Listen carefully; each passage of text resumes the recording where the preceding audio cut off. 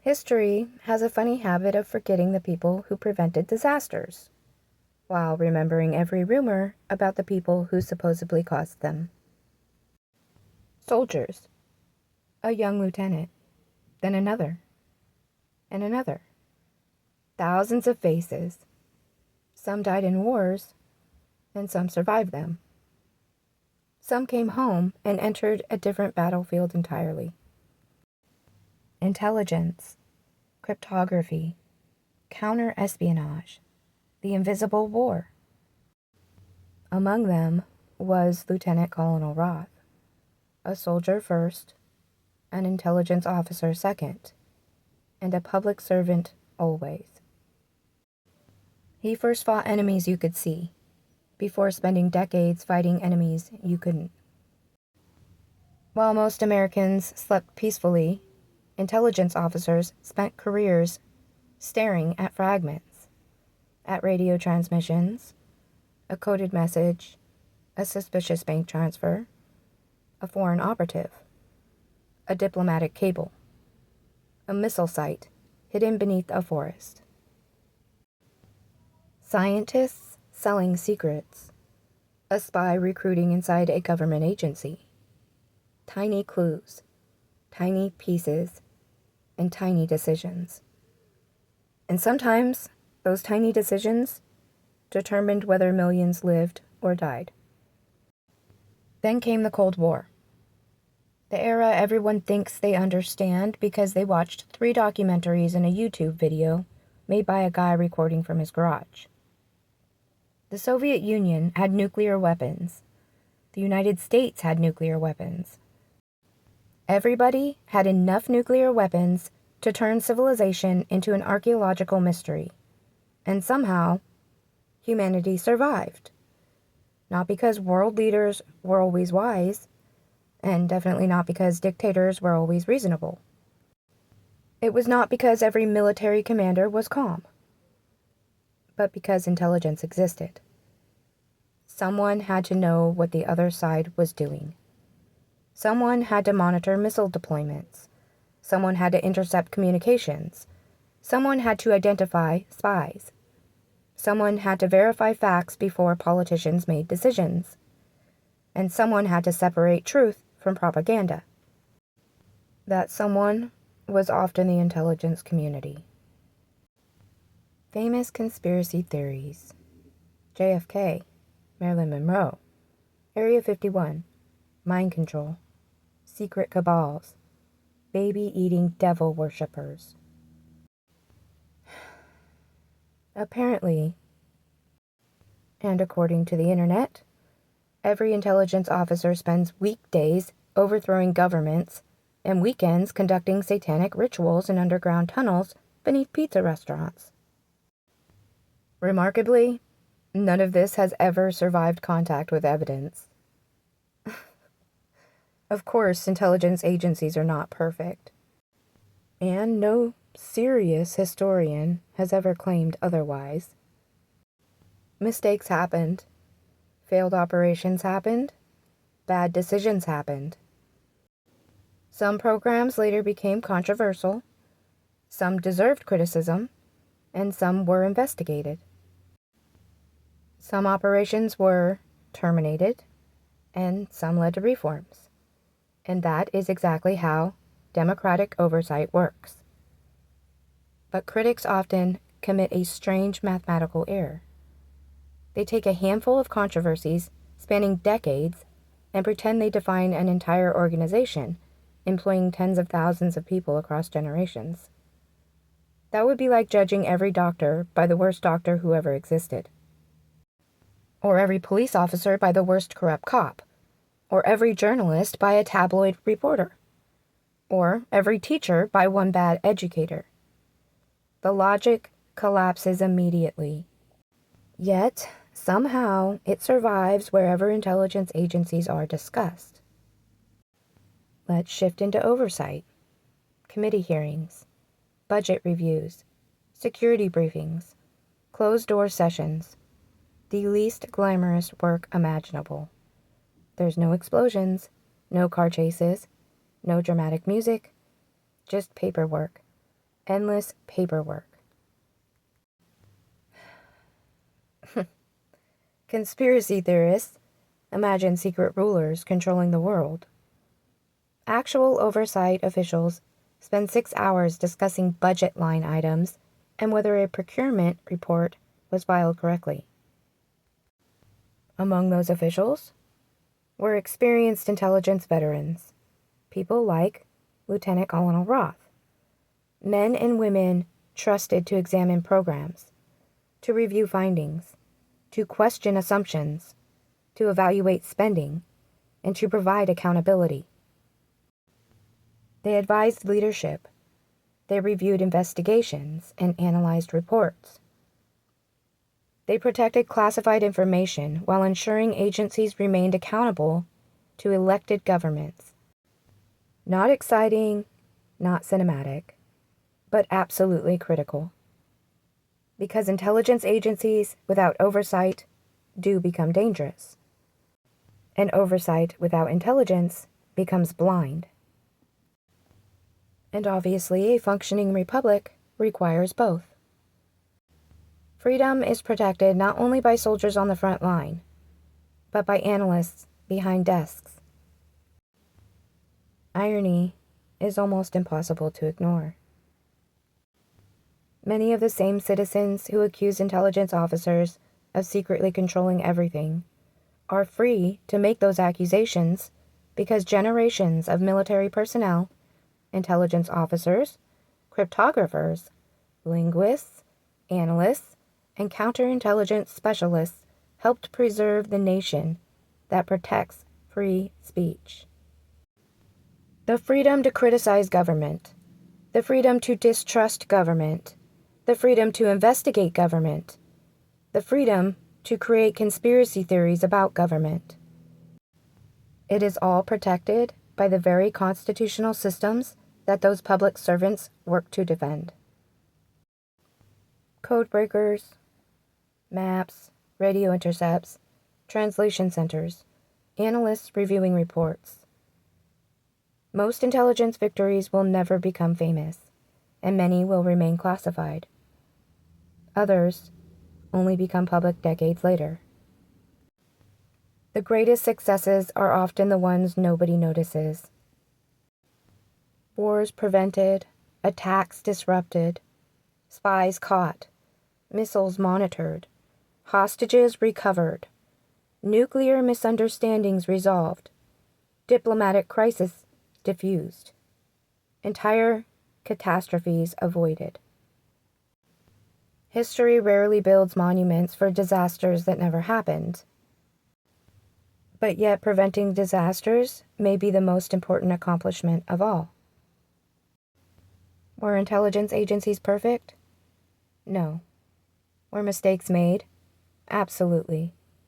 Were some individuals corrupt? Of course. And that's true of every institution ever created by human beings. But when historians look honestly at the 20th century and beyond, they often find something remarkable. The people, charactered as shadowy villains, were frequently veterans, linguists, cryptographers, analysts, investigators, and public servants who spent their lives trying to keep the nation safe. The greatest intelligence successes are often invisible, because when they work, history never has to learn what almost happened. Rows of classified files, boxes stacked floor to ceiling, red stamps, black ink, names hidden behind decades of secrecy. Most people imagine intelligence officers as characters from a movie. Shadowy figures, secret handshakes, dark rooms, conspiracy videos. A man on YouTube pointing at arrows on a blurry screen.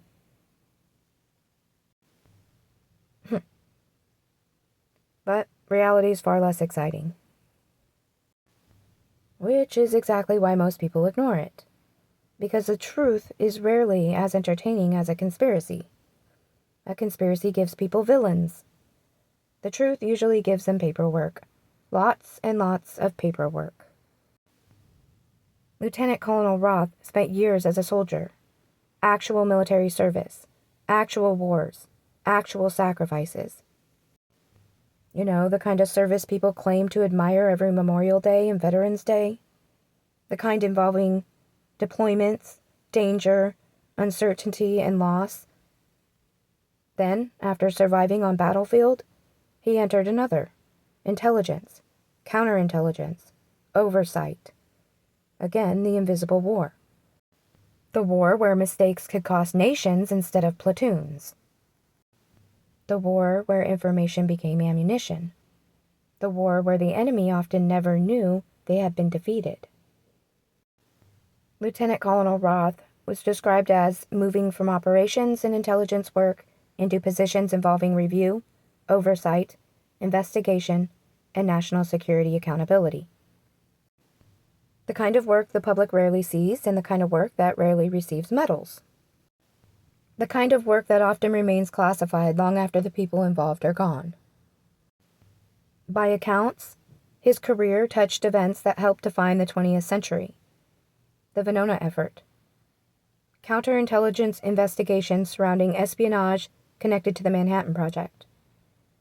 Cold War intelligence assessments. The Cuban Missile Crisis. The aftermath of the U-2 incident involving Francis Gary Powers. Later, government oversight. Responsibilities connected to intelligence activities and national security review. Then perhaps other projects that may never be publicly known. That is the uncomfortable reality conspiracy theorists rarely discuss. Many failures become public, which creates a distorted picture. History often reveals mistakes, and history often conceals successes. As a result, entire generations grow up hearing only half the story, or half the truth. Imagine judging a firefighter only by the houses that burned down while ignoring every house he had saved. That is often how intelligence history is treated. And then comes the internet. Suddenly, every retired intelligence officer becomes the secret mastermind behind every unexplained event in modern history. JFK, CIA. Marilyn Monroe, CIA. Lost your car keys, probably CIA. Neighbor's cat disappeared? Certainly a covert operation, CIA. People who have never read an intelligence report, never studied cryptography, never worked counterintelligence, never translated intercepted communications, never spent a day inside national security oversight, somehow become absolute experts overnight. Soldiers, pilots, sailors, Marines, cryptographers, linguists, analysts. People who had already served their country long before entering intelligence. Many had watched friends die. Many carried combat memories for the rest of their lives. Many sacrificed decades of family life in service to missions they could never discuss publicly. Then they came home, and they started over. Not on a battlefield, but in another war. A war of information. A war against foreign espionage. A war against hostile intelligence services. A war against nuclear miscalculation. A war against infiltration. A war against adversaries that most Americans never knew even existed. And somehow, those same people are occasionally reduced to cartoon villains by individuals who have never opened a serious history book. The irony is remarkable. The public often says it supports veterans, supports military service, supports sacrifice, and supports those who defended the nation. Yet, some of those same people immediately assume that anyone who later served in intelligence must secretly be part of some criminal conspiracy. Apparently, a soldier is a hero on Friday, then joins intelligence on Monday and instantly becomes an international supervillain. The logic makes no sense. Of course corruption exists. It exists everywhere. Military history contains honorable heroes. It also contains criminals. Government history contains honorable public servants. It also contains criminals. Law enforcement contains heroes and criminals. Corporations contain heroes and criminals. Human nature does not magically change when someone enters government service. The existence of a corrupt individual does not define an entire institution. It never has and it never will. This comes down to the overwhelming majority of people who served with honor should not be judged by the actions of the minority who did not. That principle applies equally to soldiers, intelligence officers, public servants, and citizens. Because if you don't think I could tell you horror stories about soldiers on the battlefield, you're wrong. There are Gold Star families. And there are also Gold Star families whose family member, as a soldier, participated in atrocious and inhumane actions on the battlefield. Just like there was honorable ones, there were also soldiers on the battlefield who participated in some of the most egregious acts that now the public and society claims the CIA is a part of doing to the public. And there are plenty of instances of documented soldiers participating in what I would call criminal and inhumane acts, war crimes, out on the battlefield. But here's the part conspiracy culture rarely wants to hear. If intelligence officers like Lieutenant Colonel Roth and countless others had failed at their jobs during the Cold War, there's a very real possibility the world would look dramatically different today. Maybe nuclear crises escalate. Maybe hostile intelligence services penetrate deeper. Maybe espionage goes undetected. Maybe foreign adversaries gain advantages they never should have had. Maybe disasters occur that history never records because someone prevented them first. The greatest victories of intelligence are usually invisible. Nobody celebrates the catastrophes that never happened. Nobody builds monuments to crises that were successfully avoided. Nobody writes novels or movies about ordinary oversight meetings that quietly prevented bad decisions. Yet, those actions matter. Sometimes more than the actions that make headline news. The people remembered by conspiracy theories are often not the people who shaped history. The people who shaped history are usually the ones who spent their lives preventing disasters the public never knew existed. This video is for entertainment and learning purposes only. Please do your own research and do not take anything as fact. Thanks for watching. I'll see you next time.